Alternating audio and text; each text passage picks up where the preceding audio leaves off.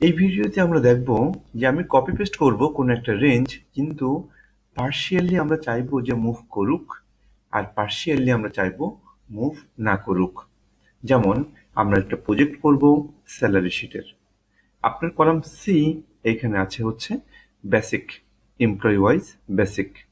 আবার rho number 12 এখানে আছে যে অন্য যে আর্নিংস এলিমেন্টসগুলো আছে তাদের পার্সেন্টেজগুলো।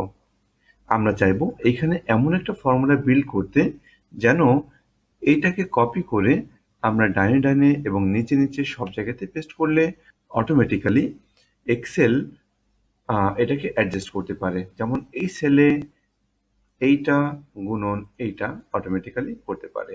আমরা এটাই করব। তাহলে আমরা প্রথমে আসি এই সেলে একটা ফর্মুলা করতে চাই। এখানে কি ফর্মুলা হওয়া উচিত? এখানে ফর্মুলাটা হবে C14 গুণন D12। এখানে হবে এই ফর্মুলাটা, অর্থাৎ এমপ্লয়ি 1 এর হাউস রেন্ট কত হওয়া উচিত, তার বেসিক গুণন 90%।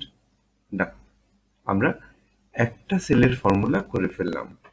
এখন যদি এটাকে আমরা ডাইরেক্ট কপি পেস্ট করি ডাইনে ডাইনে এবং নিচে নিচে, আর কোথাও কিন্তু ঠিক থাকবে না, শুধু প্রথমটাতে এইটাই ঠিক থাকবে আর কোনোটাই ঠিক থাকবে না। কেন? আমরা আগের ভিডিওতে দেখলাম যে রিলেটিভলি সেল রেফারেন্সগুলো মুভ করে। এখানে কিন্তু সেই প্রবলেমটাই ঘটলো। দেখি কি ঘটলো। যখন আমি এই ফর্মুলাটা কপি করে ডান পাশে পেস্ট করলাম, তখন এক্সেল কি করলো? আবার আসি ব্যাকে। এখানে ছিল C14 গুণন D12। যখন আমি ডান পাশে পেস্ট করব, তখন সি আর ডি ডান পাশে পেস্ট করলে কি হবে একটু অনুমান করে ফেলি। অর্থাৎ এই কলামের জন্য ছিল সি, এটাকে আমরা কপি করে ডান পাশে পেস্ট করলে সিটা হয়ে যাবে ডি। আবার এখানে ছিল ডি, আর সেটা এখানে পেস্ট করলে হয়ে যাবে ই। অর্থাৎ কোন একটা সেল রেফারেন্স যখন আপনি কপি করে ডানে পেস্ট করেন, কলামগুলো অটোমেটিক্যালি মুভ করে। এখন আপনি দেখবেন যে আপনার সেল রেফারেন্সগুলোর কলাম মুভ করা উচিত কি উচিত না। যদি আমাদের দরকার হয় যে হ্যাঁ আমরা কলামগুলোকে মুভ করাতে চাই, তখন আপনি কলামগুলোকে লক করবেন না, কলামগুলো তখন ওপেন থাকবে, রিলেটিভ থাকবে। যখন আপনি চাইবেন যে না আমি স্পেসিফিক এই কলামটাকে চাচ্ছি যে কপি করব কিন্তু মুভ যেন না করে, যেমন আমাদের এই ক্ষেত্রে কি বেসিকটা আমি এখান থেকে কপি করে এখানে পেস্ট করব, কিন্তু আমি চাইবো এক্সেল করুক এই কলামের সাথে গুণ করবে এই কলামটা। অর্থাৎ আমি ডাইনে ডাইনে পেস্ট করব, কিন্তু আমি চাইবো যে সি কলাম এ যেন ডি না হয়। অর্থাৎ আমি সি কে লক করতে চাই, আর লক করতে গেলে আমি যাকে লক করব ঠিক তার বামে ডলার সাইন দিয়ে লক করে দিতে হয়। তাহলে আমি যাকে লক করব তার বামে ডলার সাইন। আমি এটাকে কপি করে ডান পাশে পেস্ট করতে চাই, আমি চাচ্ছি সি কলামটা যেন ডি না হয়, সেই কারণেই আমরা সি কে লক করে ফেললাম। ঠিক একইভাবে আপনি এইটাও চিন্তা করবেন যে D12 এইটা কপি করে ডান পাশে পেস্ট করলে এইটাও কিন্তু এখানে মুভ করবে।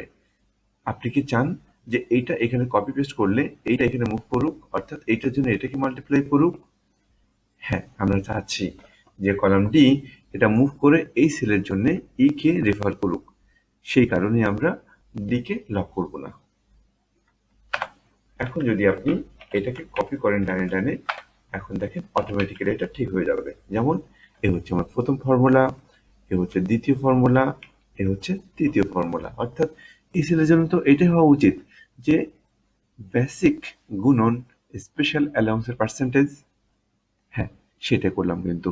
অর্থাৎ পার্শিয়ালি আমরা ডলার সাইন দিয়ে লক করে ফেললাম, যেটাকে আমরা বলবো পার্শিয়ালি অ্যাবসলিউট করে ফেলা।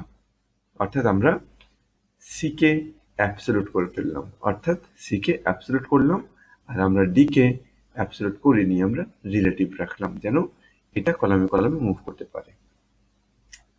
ঠিক একইভাবে যেহেতু আমি নিচে নিচে যখন পেস্ট করলাম তখন আমি কোনো ডলার সাইন দেইনি, আর সেই কারণে এক্সেল কি করলো, তখন এখানে আমার ফর্মুলা ছিল C14 গুণন D12। আমি যখন নিচে নিচে পেস্ট করলাম তখন কি হবে একটু অনুমান করে ফেলি, রো এর রেফারেন্স চেঞ্জ হবে, অর্থাৎ C14 এখানে পেস্ট করলেই C14টা হয়ে যাবে C15 আর D12টা হয়ে যাবে D13। দেখেন সেটাই কিন্তু এক্সেল করলো, অর্থাৎ C15 আর D13। যখন আপনি নিচে পেস্ট করলেন আবার তখন কি হলো 16 14 17 15 18 16, অর্থাৎ রিলেটিভলি এইটাও নিচে নিচে নেমে যাচ্ছে আর এইটাও নিচে নিচে নেমে যাচ্ছে। এখন আমরা চাইবো যে পার্শিয়ালি মুভ করুক আর পার্শিয়ালি যেন মুভ না করে। আমরা চাই যে আমি নিচে নিচে পেস্ট করব এবং সাথে সাথে এইটাও যেন নিচে নিচে মুভ করে, তবে এ যেন মুভ না করে, অর্থাৎ 12 নাম্বার রো এ ফিক্স থাকবে, এটাকে আমরা লক করে ফেলবো। তাহলে 14 এটাকে আমরা লক করলাম না, যেন নিচে নিচে পেস্ট করলে এটা নিচে নিচে মুভ করতে পারে। আর আমরা 12 কে লক করে ফেলবো, যেন নিচে নিচে পেস্ট করলে 12টা মুভ না করে। এখন আমরা এন্টার করলাম। এখন আমি নিচে নিচে পেস্ট যদি করি, এখন দেখেন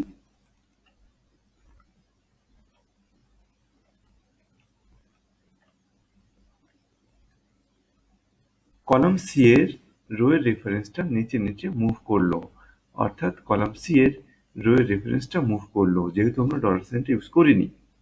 আর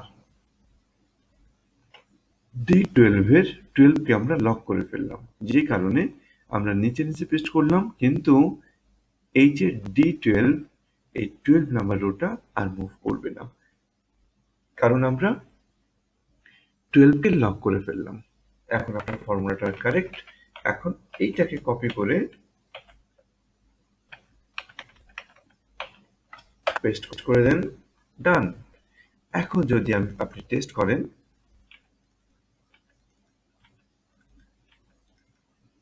ঠিক হয়ে গেছে কিন্তু, অর্থাৎ এটাই আমরা চাচ্ছিলাম যে আমি ডাইনে পেস্ট করব, কিন্তু কলামটা যেন সি ফিক্স থাকে, আমি নিচে নিচে পেস্ট করব, রোটা যেন ফিক্সড থাকে 12 এ। আমরা এটা লক করে ফেললাম। এইটা হচ্ছে আমাদের পার্শিয়ালি রিলেটিভ এবং পার্শিয়ালি অ্যাবসলিউট।